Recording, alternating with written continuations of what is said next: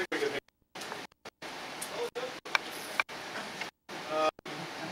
we got a distinguished panel here today. It's great to see you all. Great to see some friends out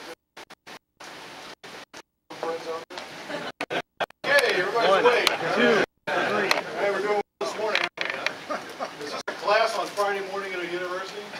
Wait until tomorrow morning. Yeah, that when they cut today. I'm going to run through a quick presentation here, but before I do, obviously we got a good panel here. We're talking about the 3Ds, the National Security Strategy. They're all represented up here. Larry Sampler, who now works at the State Department in SCRS. The S is for Secretary. He reports to He's close to the Secretary. But it's good to have Larry at SCRS because when we're talking about integrating the 3Ds and doing interagency, we've talked about interagency problems since I was 6'7" and had brown hair. A long time ago. But Larry's working it and living it, and I think he's going to help us a lot over there. He's been in Afghanistan, he's been operational, he knows civil affairs really well, and so I think it's good to have Larry here. Celeste obviously has a lot of experience, and now at DS, the DASD at Solik. That's great to have her in stability operations. She was also in Iraq, serving as the co-lead for the Fort IMNFI, is that correct? CI. So she's got it, and she can give us the D, the big D. When we talk about the 3Ds, I'll show you a slide. The portion, it is the big D. The big D. And then we got Chris down there at the end, who's actually at NDU right now, and can tell us what it's really all about, and where the theory is going, and how things are going to change. He's got a lot of experience in DOD as well. He was the DASD for resource and plans. And as resource and plans, he had to look at the defense planning guidance and some of those documents that drive what we do. So we're gonna try to keep our presentations to about 15 minutes. I'll start talking to you a little about USAID. Before 1991, I couldn't spell DART. Didn't know what a DART was. Didn't know what USAID was. Now I are one.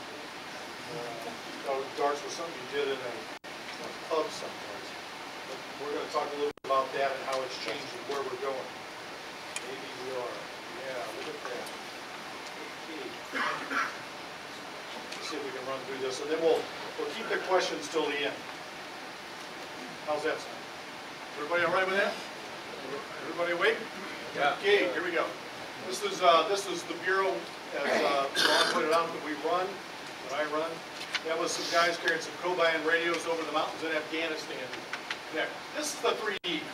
We've talked a lot about the 3Ds. National Security Strategy in 2002 changed the paradigm. There was always 2Ds before. We added the third D in 2002. Development's now on there. If you put this in proportion to budgets, you'd have one humongo D, and you would have two little dots down there somewhere would be the rest of us. So it doesn't reflect the budgetary realities of the world today, and we're working on some things to fix that. It's not going to fix anytime soon. I'm going to talk to you a little bit about the 3Ds and what they mean for us and how we work closely with our friends at DOD. This is just the org chart to see, well, what's this Bureau for Democracy? This is where we sit the whole agency. There are 4 geographic bureaus. That's where most of our work happens. It happens in the field. 80 missions around the world. We have 3 what we call pillar bureaus. Global health, obviously, focus on malaria, HIV/AIDS, mother-child health, economic growth, agriculture, where a lot of our technical specialists sit, and then we respond over here in my bureau. That just gives you. I want to show you a little bit about our bureau for how we make this 3D thing happen. Andrew Natsios, when he called me to come work, he was the one who actually established the Office of Military Affairs. And as you all know, we've been working with AIDs for a long time. Some of you who were in Vietnam worked with AID, the CORDS program. And this is an old program. We've been working with AID. He says, let's quit ad hoc in it. Let's formalize this relationship. And he did it through the creation of the Office of Military Affairs. The head of that office is Tom Baltazar. Tom Baltazar. You all know him. He used to command the 96th. So Tom's there. Mike Warmack is getting promoted today. He's in that office. He used to be in the 96th, and will someday, August, he will take over the 95th from our neighbor in Perth. So we got some good experience in there on the CA side. That's how we're trying to formalize it. You can read all those slides later. You don't need to know about that. But this is how we try to operationalize this, and that's what we're about. So I just talk about the theory, but how do you make that happen? How do you make it happen on the ground? The Horn of Africa, this is how we're trying to make the 3Ds work together. And I'm going to talk to you a little bit more about that in detail when we get the T-SCAP. The Security Cooperation Plan. You all remember that? All right, good, excellent. So we're going to talk about how we're trying to do that in the Horn of Africa. CJTF-HOA, before they deploy, they spend about 2 or 3 days at AID. CA guys, before they deploy, CJTF-HOA will try to link up with them to make sure that we're an integrated team. Does it work perfectly? No. We got some work to do. We got a lot more work to do. But I think we're making progress, and progress, not perfection. I'll talk to you a little bit more about that. This is where I think we have common interests between USAID, DOD, and state. Disaster response, we've been doing that for a while. We kind of got it figured out. It's not perfect, but we're getting there. We're responding right now today in Southcom and the Dominican Republic and the flooding down there. We're lashing that up a little better. We're not perfect, but it's probably the most progress. Counterterrorism, you say, what's AID got to do with counterterrorism? I'm going to show you a talk on that here in a bit. Engagement shaping phase 0, we call that normal operations. You all call it phase 0. We call it diplomacy and development. We'll call it phase 0 here because that's the jargon. And then joint training and planning, we obviously try to do that. Anybody seen this slide before? Yeah, you've seen that slide before.